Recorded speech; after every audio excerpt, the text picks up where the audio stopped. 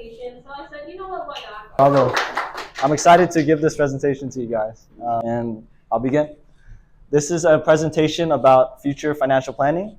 And this is something I'm very passionate about. And I wanted to share my passion with you guys. So here's what's part of the presentation. We got 6 different components. What is it? Why does it matter? The paths you can take to start, the benefits and the negatives, my personal financial journey, and then any common questions you guys have, or FAQ basically. Here's a fact. Average Americans, people our age, 18 to 26, non-mortgage debt, approximately $15,000. And then for credit card debt, around $3,000 for people aged that. That's a lot. And you may know her. She's a famous aviator. One of the quotes that I really like from her is, the most difficult thing is the decision to act. The rest is merely tenacity. So starting is the hardest part, but then persevering, you got to do that after too, even after you get that first hard step of starting. So what is financial planning and how do I start? Okay, so first you want to break it down to 3 easy components. What is your income? What is your expenses? And what are your debts? And most importantly, what is your vision? Like, why am I saving money in the first place?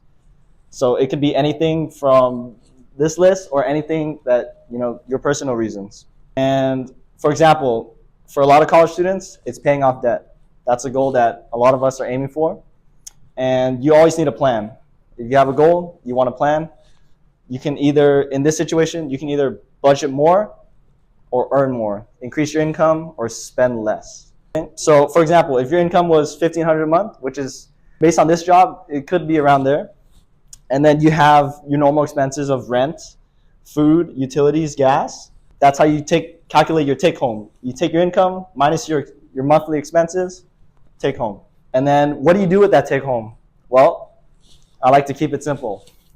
4 easy steps. First, you want to pay off your debts, right? If you have any credit card debts, you have any like student loans, but student loans usually are not too high priority because they don't charge you interest until like 6 months after. So I would focus on the credit card debt first and pay that off.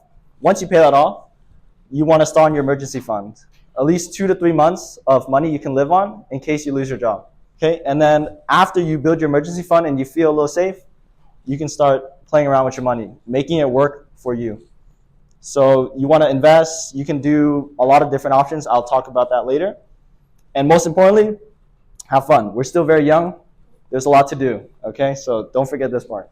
And here's a video of me having fun. If you just hit next on the slide, it'll play it. That's some A5 Japanese Wagyu in Monterey Park. It's my favorite Korean barbecue spot. You guys should try it. So why does this even matter? Why do I need to start financial planning when I'm this young?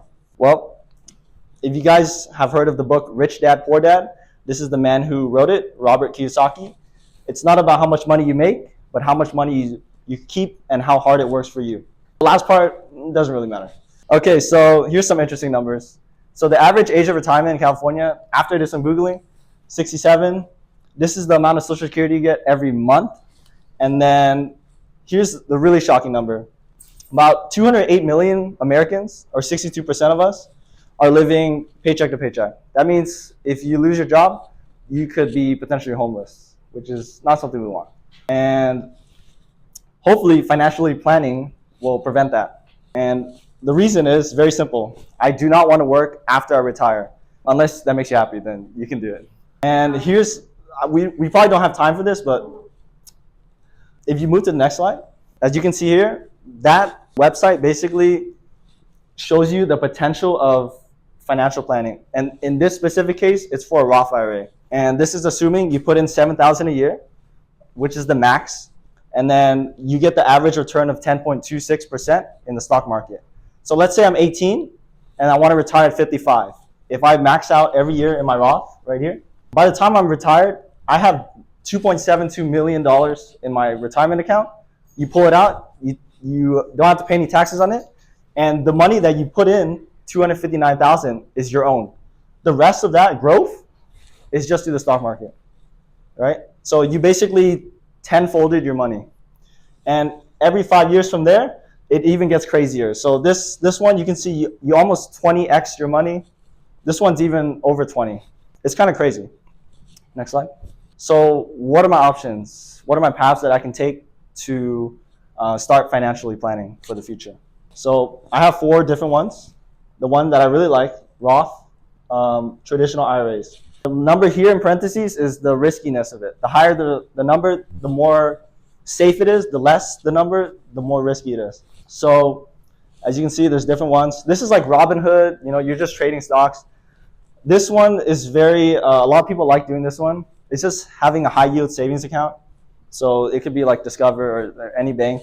It's usually around 4 to 5% APR per year. This one I do not recommend because not only is your money not doing anything, it's just sitting there losing value because of inflation. In the event of like a house fire, all your money's gone. We don't want that. That's why I put it as very risky. Sorry. It's okay. Pros and cons. Which paths do I choose? This kind of just echoes what I said earlier in the last slide, but a little bit more specific. Those are some of the names that you can get started with, but you can usually get started with the bank that you're currently banking with. Bank of America, Chase, US Bank, whatever it is. And these are called tax advantage because you put in money that you are already taxed on, and then when you draw out your gains, none of it is taxed. Right? You just get the whole thing. And if you're scared about losing all that money, it's usually insured. So in case anything happens to the institution, you get a certain amount of your money back or all of it, depending on how much is in there. Did any of you guys work during the summer? Yes. You might have seen something in your paycheck. It's called safe harbor. Basically, but you want to roll it over to something more lucrative. They want you, since you're in school, they want you to save money, but this is like something like Robinhood. The problem is it's not tax advantage. So any gains you make on your stocks, you pull it out, it's around 20% tax, depending on how long you've held the stock for. And then, as you can see there, Robinhood, Fidelity, Webull, those are the big players. And then this is like the very safe route, but then also the less risky it is, usually the less reward you get.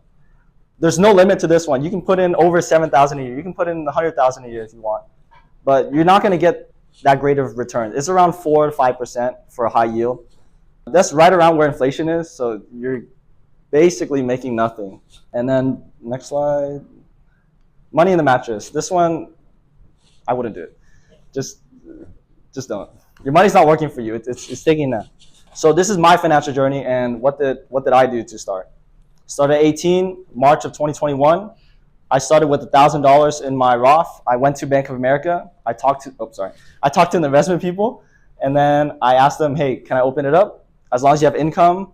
I think usually if you have like a checkings with them, they like that too. You can open up your Roth.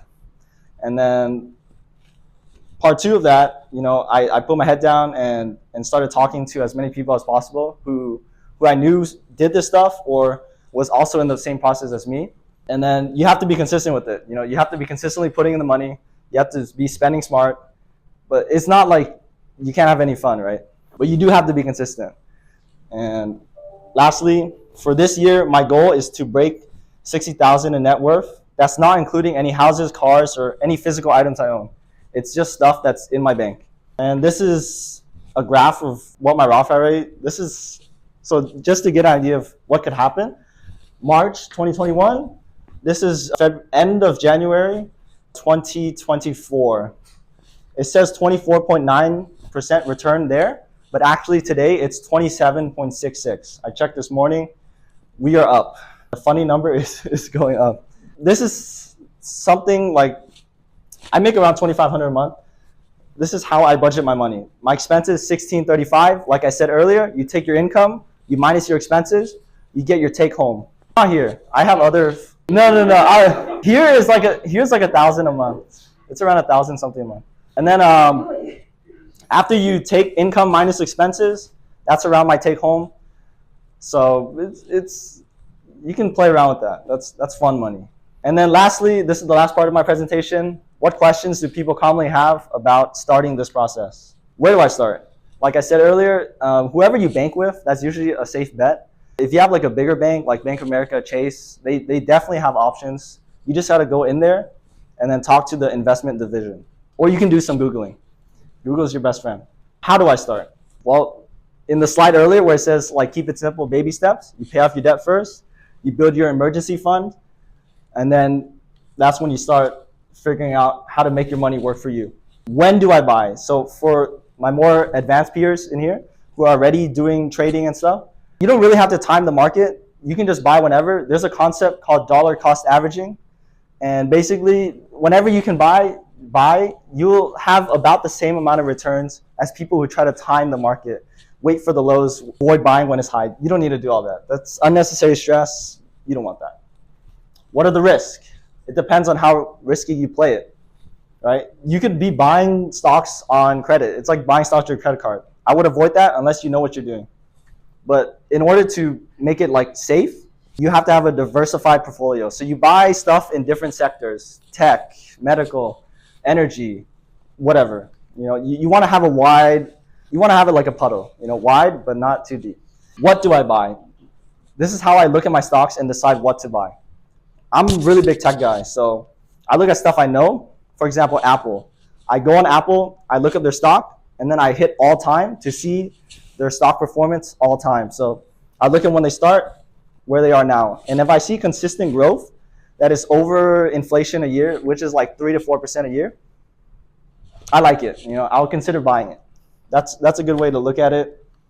And then lastly, if you ask me to jump, I'll say how far. And I don't know who this guy is, but I really like what he said. Do the best you can and don't take life too seriously. Those are my resources. And the next slide is some words from 1 month ago me. What is he saying? Let's see. Sorry, the audio is really quiet. It was probably like 3 a.m. I don't want to wake up my roommates. Yeah. I basically said thank you. 1, 2, I really believe that people should start having discussions, so I didn't worry about it. Young age. I really believe people, especially your age, should start thinking about these kinds of things. If you can get a credit card, then you should really start learning stuff. And then the third thing is, if there's some kind of like personal development